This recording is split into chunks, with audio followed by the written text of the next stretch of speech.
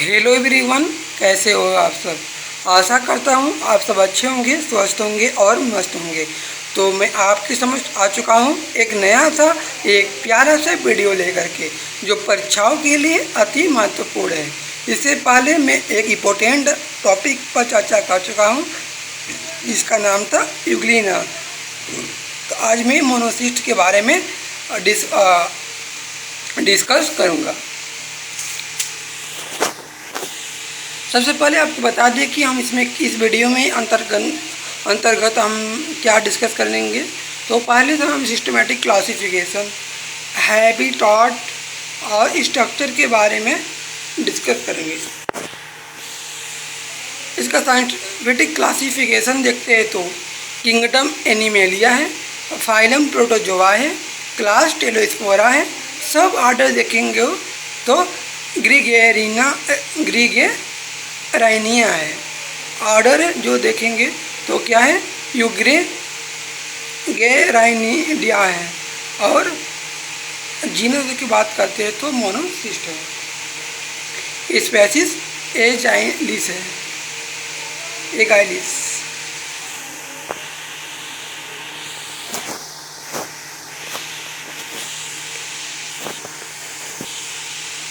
Habit की बात करते हैं तो मोनोसिस्ट इज एन इंडोपैरासाइट। यह क्या है, इंडोपैरासाइट होते हैं इन the seminal vesicle and coelom of earth. जो अर्थ होते अर्थवार्म का मतलब होता है केचुआ। केचुआ आप सब देखे होंगे बरसात में जो घूमते रहते हैं ना, रेलगाड़ी की तरह। वही क्या होता है, वही अर्थवार्म इसको कहते हैं इंग्लिश में। तो अर्थवार्म के सीलोम और सेमिनल वेसाइकल में ये रहते हैं, इसलिए हम इसके लिए मैं इंडोपैरासाइट टर्म यूज किया हूँ। स्ट्रक्चर की बात करते हैं तो the adult mature monocyst is called trophozoite. जब मोनोसिस्ट मैच्योर हो जाते हैं, मतलब अपने आयु सीमा बचपन से यंग स्टेज में चले जाते हैं, तो उसे ट्रोफोजोइट कहते हैं। Which is A feeding stage. यह स्टेज जो होता है वह फीडिंग यानी भोजन करने लगते हैं। Young trophozoite developed within the sperm मेरुला।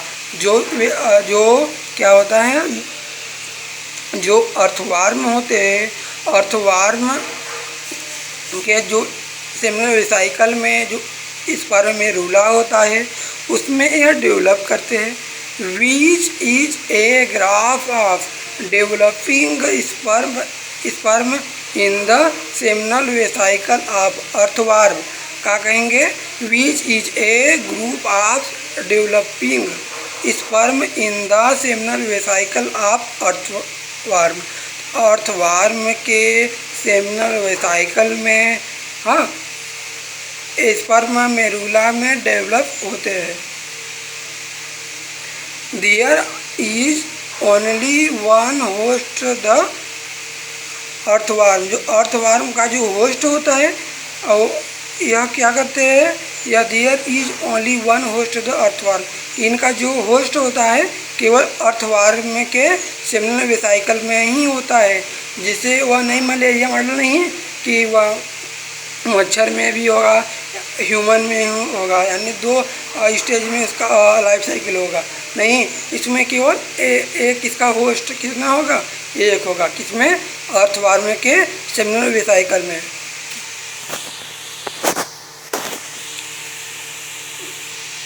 यहाँ पर देख सकते हैं कि यहाँ पर आप देख सकते हैं कि जो यह देख सकते हैं, जो यह वाला जो डायग्राम है, यह क्या है, यह एक मतलब यह एक पूरी तरह से मैच्योर नहीं हुआ है।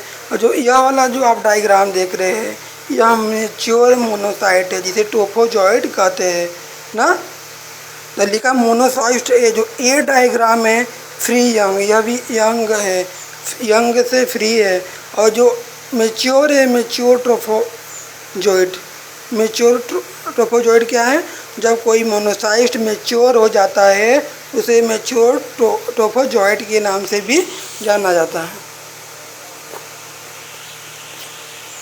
आगे देखेंगे तो शेप एंड साइज़ की बात करेंगे। तो इसका स्ट्रक्चर में हमने क्या क्या देखा? हमने देखा कि इसको ट्रोफोजोइड क्यों कहते हैं, क्योंकि जब यह मेच्योर हो जाएंगे तो ट्रोफोजोइड कहेंगे। हाँ, जब यंग स्टेज में ये कहाँ डेवलप होंगे? तो यह स्पर्मेरुला में डेवलप होंगे। किसमें? सेमिनल वेसिकल ऑफ अर्थवार्म के सेमिनल वेसिकल के स्पर्मेरुला में डेवलपमेंट होता है इसका। अगर शेप देख और साइज का बात करते हैं तो young trophozoite are rounded and oral about 5 micron. मतलब क्या होता है? आप देखिए यहाँ पर साफ साफ लिखा हुआ है कि जो यंग ट्रोफोजोइड होते हैं, क्या जो यंग ट्रोफोजोइड होते हैं राउंडेड होते हैं, हाँ, ओरल होते हैं, अबाउट 5 माइक्रोन लॉन्ग। कितना लंबा होता है? तो 5 माइक्रोन लॉन्ग होता है। यही जब यह फुल ग्रोथ कर लेता है, पूरी तरह से ग्रोथ कर लेता है और यह मैच्योर हो जाता है तो यह ट्रोफोजोइड जब बन जाता है तो इसका जो लंबाई हम देखते हैं तो यह 500 माइक्रोन हो जाता है। इसका हम चौड़ाई देखते हैं तो 40 माइक्रोन हो जाते हैं। तो हम यहाँ कह सकते हैं जब मैचुरेशन इसका पूरा हो जाता है तो वह फीडिंग करने के लिए, रिप्रोडक्शन करने के लिए कैपेबल हो जाते हैं। इसका पेरिकल की बात करते हैं तो it marks the in external boundary. ये क्या होता है? देखो, पेरिकल जो होता है इसके बारे में हमने फर्स्ट वीडियो में ही बता दिया था। यह एक दीवार होता है, किसी भी ऑर्गेनिज्म में होता है तो उसके जो हम जिस प्रकार हम अपने बॉडी को गर्मी से बचाने के लिए, ठंडी से बचाने के लिए वस्त्र पहनते हैं ना, कपड़े पहनते हैं, जो कि क्या होता है? एक प्रकार का पेरिकल ही है। मतलब क्या है? पेरिकल है जो कि प्रोडक्शन प्रोवाइड कर रहा है। तो यही मोनोसिस्ट में भी जो पेरिकल होता है बाउंड्री का काम होता है। कहाँ? बाहरी आवरण, मतलब एक्सटर्नल बाउंड्री का काम करता है। Of the body of trophozoite the pellicle is thick, या ठीक होता है, स्मूथ होता है, फिरम परमीबल होता है। का फिरम परमीबल होता है and modified in different wave contain longitudinally organelle. मतलब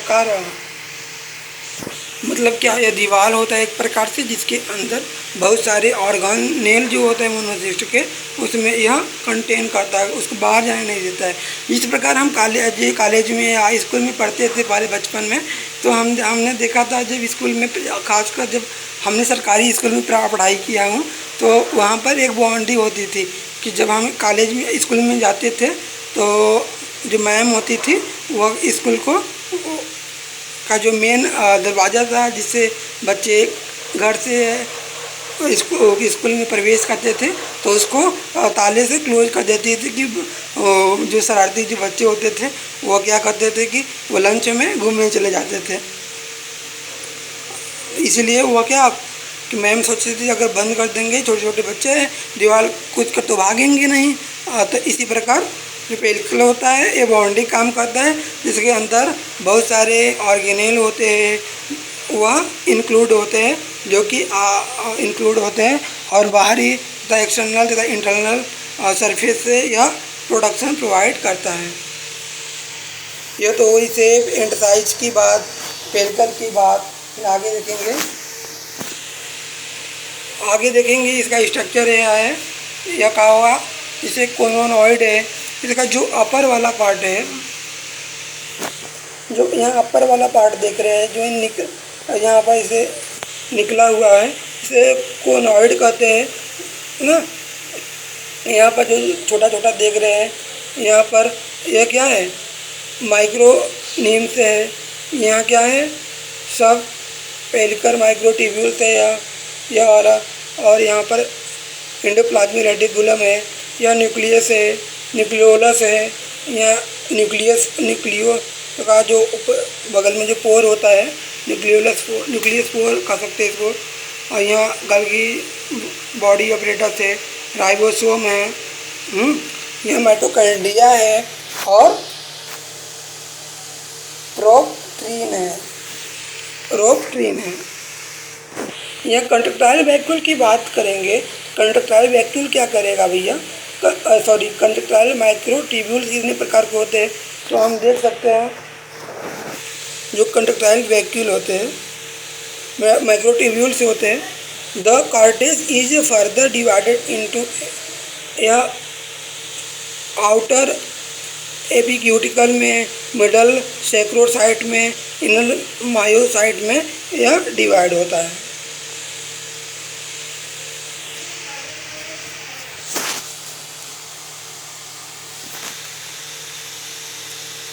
इसका हम साइटोप्लाज्म में देखेंगे। हम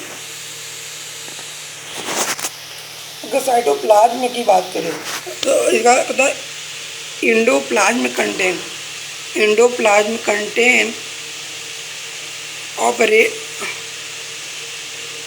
ये क्या कहता है, एंडोप्लाज्म में कंटेन पैराग्लाइकॉन ग्लोब्यूल्स।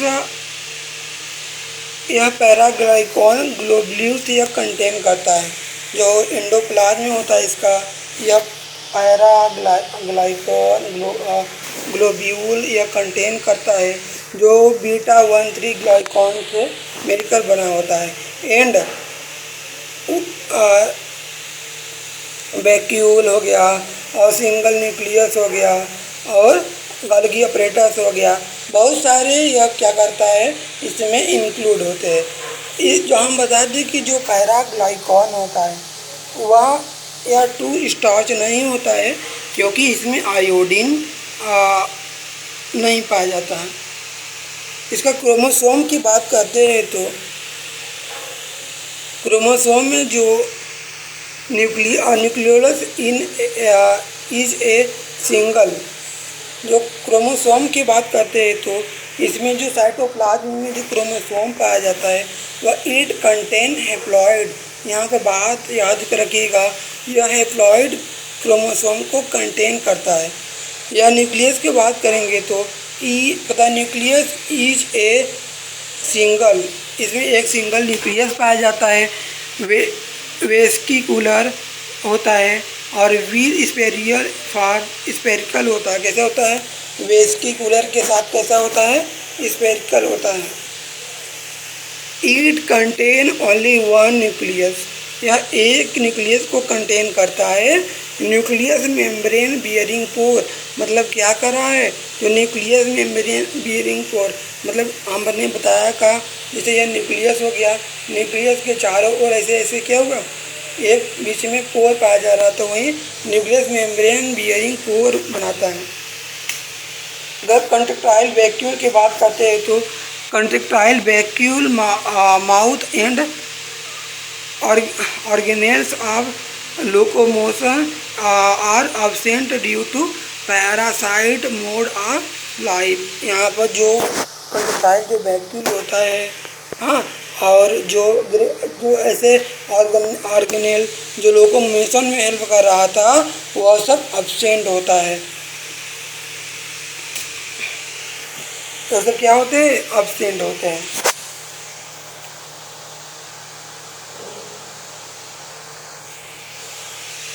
अगर एब्सेंट होते हैं, इसका साइटोप्लाज्म 2 बार लिख दिया हूँ, सॉरी।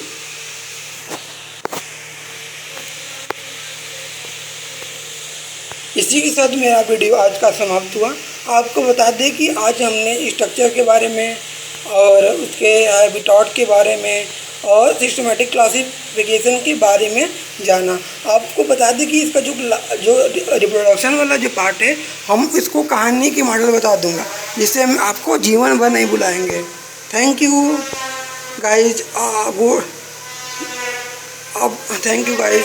इसी के साथ मैं अपने वीडियो को विराम देता हूँ।